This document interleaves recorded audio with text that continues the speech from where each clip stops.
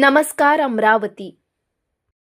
दर्यापूर नगर परिषदेच्या कारवाई विरोधात भाजप पदाधिकारी आणि कार्यकर्त्यांनी नगर परिषदेच्या मुख्य प्रवेशद्वारासमोर ठिय्या आंदोलन करत प्रशासनाविरोधात जोरदार घोषणाबाजी केली।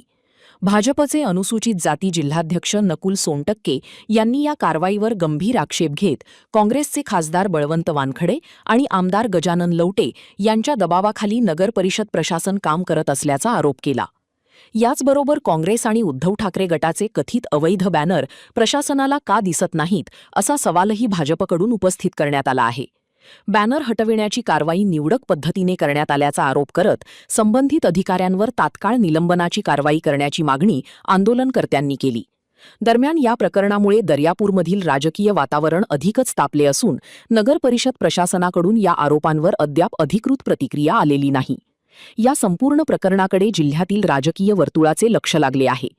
दर्यापूरमधील या बॅनर वादावर प्रशासन काय भूमिका घेते आणि पुढे कोणती कारवाई होते याकडे आता सर्वांचे लक्ष लागले आहे।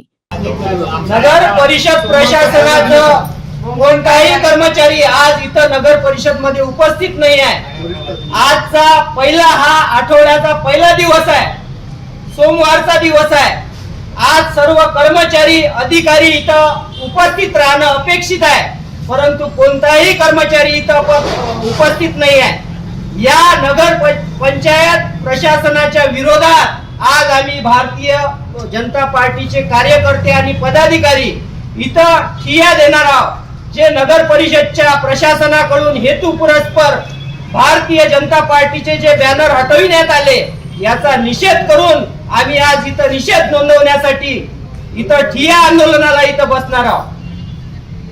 अरे निषेध असो, निषेध असो, नगर परिषदचा निषेध असो, निषेध असो, निषेध असो, नगर परिषदचा निषेध असो।